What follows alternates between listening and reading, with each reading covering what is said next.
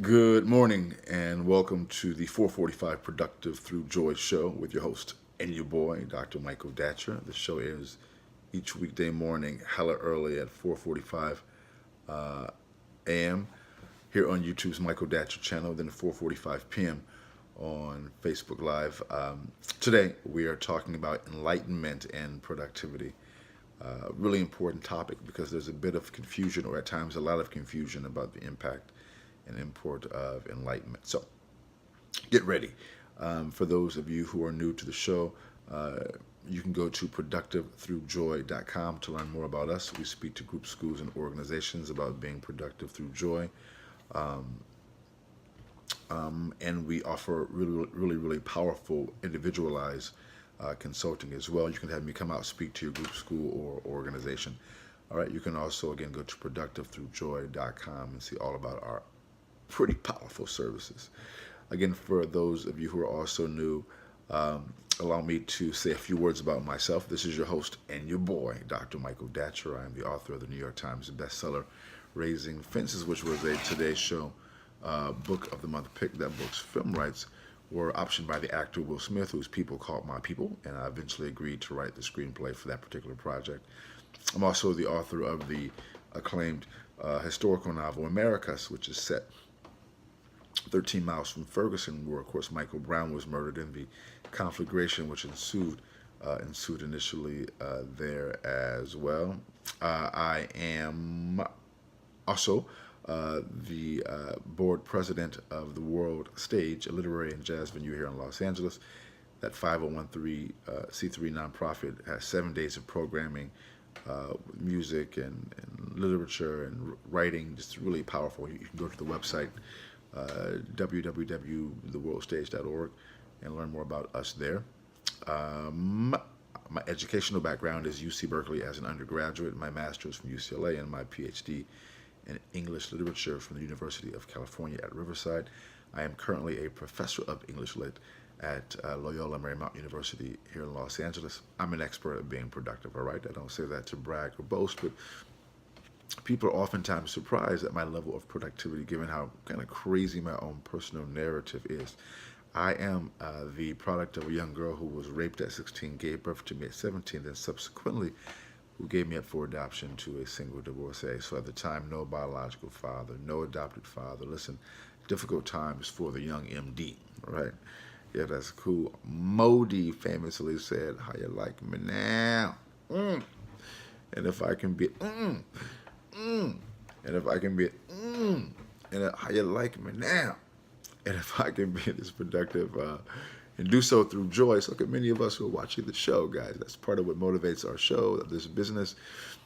We love to help people help themselves and move out of the constrictions of of limit, right? We are arguing for and representing a limitless possibility, a possibility of abundance being made natural, normalizing abundance, not just to self-aggrandize or to have some spinning rims on your ride or in your teeth. Although we don't hate the grills, that's just not how we roll.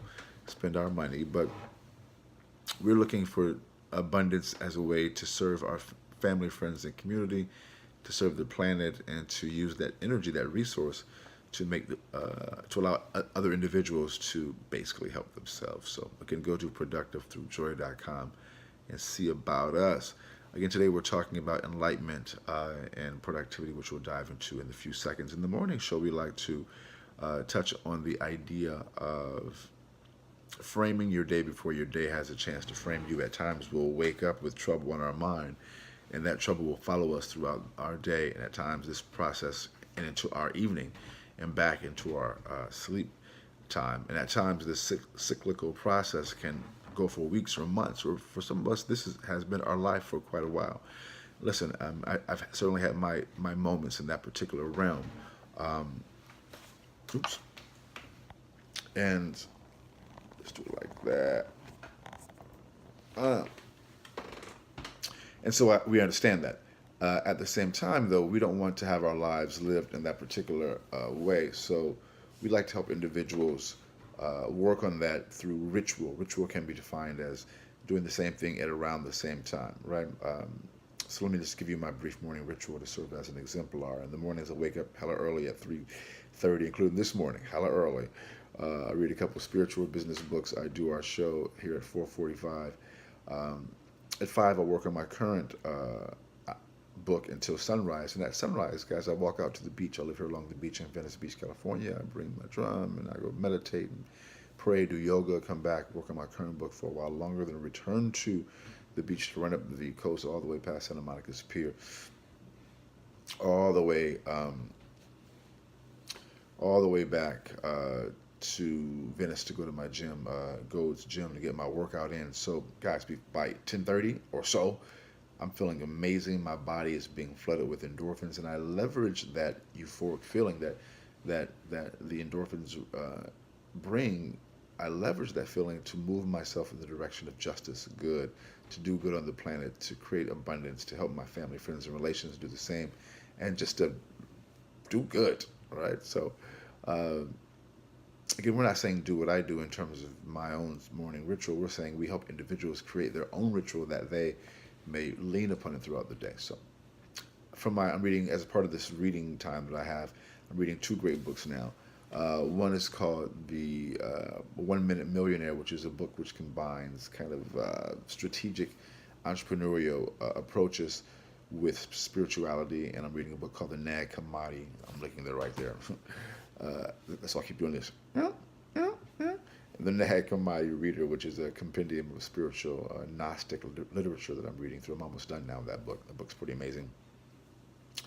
Yeah, and from those two books, I extract wisdom, which I call the morning chant. So today's morning chant is, as a meditating natural mystic, I aligned with enlightened millionaires, so we collectively do good on the planet, right?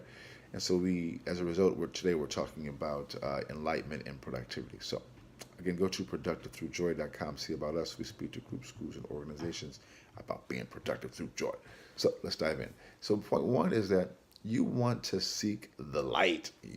I just had a thought of the old school. Some movie said, "Go towards the light." That's what you want to follow as a directive. Go towards the light. Seek light. At the world stage, our mantra and our tagline, our public tagline is seeking light through sound. Right. So light meaning the good. At times, well, I'll leave it at that. So you want to seek light. Point two is you want to know that light is good, that doing good is good. In our modern world, somehow, in this topsy-turvy world, folks who are do-gooders are attacked, mocked for being a do-gooder. That's just sad. You want to be a do-gooder, whatever people say. And that's a part of the reason that do-gooders get attacked is because they stand in broad relief of what other folks are not doing. So as opposed to joining the fray and doing good, people attack do-gooders. That is just some sick philosophy. You want to be a proud do-gooder. I am. I embrace doing good because I know that in the long run, doing good, spreading light is a beautiful thing. How can someone hate on helping someone help themselves? That's crazy, but people do it because we provoke them. So, I do good with pride because that's smart and that's spiritual because we're all related in some way or another. And when you do good, you really also are serving yourself. So, which goes right into point three. You want to encourage other people to do good. You want to inspire them to do good. This show, let me tell you, is in many ways about inspiration, trying to inspire people to do good for themselves, their family, and then also for the broader, wider community, for the world, for the planet. Listen, I've got two daughters. I want them to inherit a planet that's not burnt to a crisp like some burnt toast. Thanks, Donald Trump. And it's going to take more than me to do that, that's for sure.